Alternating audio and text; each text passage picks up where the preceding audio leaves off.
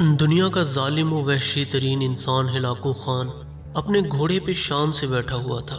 چاروں طرف تاتاری افواج کی صفیں کھڑی تھیں۔ سب سے آگے ہلاکو خان کا گھوڑا تھا۔ ہلاکو خان کے سامنے قیدی مسلمانوں کی 3 صفیں کھڑی کی گئیں، جن کو آج ہلاکو خان نے اپنے حکم پر قتل ہوتے دیکھنا تھا۔ پھر وہ ظالم بولا، ان کے سر قلم کر دو، اور جلاد نے لوگوں کے سر کاٹنے شروع کر دیے۔ پہلی صف میں ایک کی گردن کٹی، دوسرے کی، پھر تیسرے اور چوتھے کی۔ پہلی ہی صف میں ایک بے قصور بوڑھا غریب قیدی، جو کہ اپنے گھر کا واحد کفیل بھی تھا، وہ موت کے ڈر کی وجہ سے دوسری صف میں چلا گیا۔ جب پہلی صف کا مکمل صفایا ہو گیا تو ہلاکو خان کی نظروں نے اس بوڑھے کو دیکھ لیا کہ وہ موت کے خوف سے اپنی پہلی صف چھوڑ کر دوسری صف میں چلا گیا تھا۔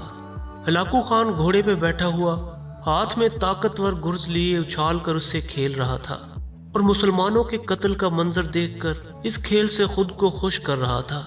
جلادوں نے دوسری صف پہ تلوار کے وار شروع کیے، گردنیں آن کی آن میں گرنے لگیں۔ جلاد تلوار چلا رہے تھے اور خون کے فوارے اچھل اچھل کر زمین پہ گر رہے تھے۔ اس بوڑھے بابا نے جب دیکھا کہ دوسری صف کے لوگوں کی گردنیں کٹ کر اس کی باری بہت جلد آنے والی ہے، تو وہ بھاگ کر تیسری صف میں کھڑا ہو گیا۔ ہلاکو خان کی نظریں اس بوڑھے پر جمی ہوئی تھیں کہ اب تو تیسری صف آخری ہے، اس کے بعد یہ کہاں چھپنے کی کوشش کرے گا؟ اس بے وقوف بڈھے کو میری تلوار سے کون بچا سکتا ہے؟ میں نے لاکھوں انسان مار دیے تو یہ کب تک بچے گا؟ جب تیسری صف پہ جلادوں کی تلوار بجلی بن کر گر رہی تھی، ہلاکو خان کی نظریں مسلسل اس بوڑھے پہ تھیں کہ کیسے وہ بے چین ہو کر موت کی وجہ سے بے قرار ہے۔ تیسری صف کے انسانوں کی گردنیں گر رہی تھیں۔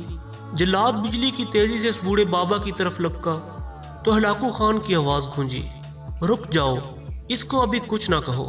ہلاکو خان نے بوڑھے کو اپنی طرف بلایا اور اس سے پوچھا، بتا پہلی صف سے دوسری صف میں بھاگ کر کیوں آیا؟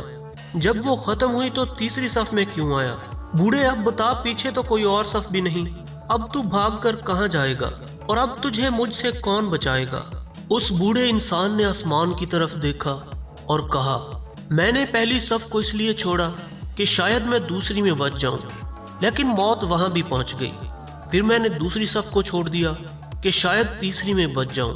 ہلاکو نے گرز کو ہاتھ میں اچھالتے ہوئے کہا، بوڑھے، کیسی خام خیالی ہے یہ؟ کیسی بہکی بہکی باتیں کر رہے ہو؟ بھلا تمہیں میری تلوار سے بھی کوئی بچا سکتا ہے؟ بوڑھے مسلمان نے زمین و آسمان کی ہر چیز کے مالک اس وحدہ لا شریک رب پر بے انتہا یقین کے ساتھ کہا، وہ اوپر والی ذات اگر چاہے تو کچھ بھی ہو سکتا ہے، اور اگر وہ چاہے تو مجھے تجھ سے بچا سکتا ہے۔ ہلاکو خان یہ سن کر غصے میں آ گیا۔ اس نے بڑے تکبر سے کہا، کیسے بچا سکتا ہے؟ ہلاکو خان اتنے غصے میں تھا کہ اس کے ہاتھ سے گرز گر پڑا۔ وہ اتنا ہوشیار جنگجو اور چالاک انسان تھا کہ گھوڑے کے اوپر بیٹھے بیٹھے گرے ہوئے گرز کو اٹھانے کے لیے خود کو جھکایا کہ زمین پر گرنے سے پہلے وہ اسے ہوا میں ہی پکڑ لے۔ اسی کوشش میں ہلاکو خان کا ایک پاؤں رکاب سے نکلا اور وہ اپنے گھوڑے سے نیچے آ پڑا، جبکہ دوسرا پاؤں رکاب میں ہی پھنس کر رہ گیا۔ ہلاکو خان کا گھوڑا اتنا ڈر گیا کہ بھاگ نکلا۔ ہلاکو خان نے خود کو بچانے کی بڑی کوششیں کی، لشکر بھی حرکت میں آیا، لیکن گھوڑا اتنا طاقتور تھا کہ کسی کے قابو میں نہ آیا۔ وہ ہلاکو کو پتھروں میں گھسیٹ گھسیٹ کر بھاگتا رہا، یہاں تک کہ ہلاکو کا سر پتھروں سے پٹخ پٹخ کر اس قدر لہو لہان ہو گیا کہ اس کی روح چند ہی منٹوں میں اپنے اس تکبر بھرے وجود کو چھوڑ کر جہنم رسید ہو گئی۔ لشکر نے جب بے انتہا کوششوں کے بعد ہلاکو خان کے طاقتور گھوڑے کو قابو کیا تو اس وقت تک اس کا سر برے طریقے سے کچلا جا چکا تھا۔ ہلاکو کا لشکر اس بوڑھے بزرگ سے اتنا خوفزدہ ہو گیا کہ لشکر نے اسے جان بوجھ کر نظر انداز کر دیا، اور وہ بوڑھا بڑے آرام و سکون سے پیدل ہی اپنے گھر کی طرف چل پڑا، اور ہلاکو خان جو اپنی طاقت کے نشے میں مست تھا اپنے انجام کو پہنچا۔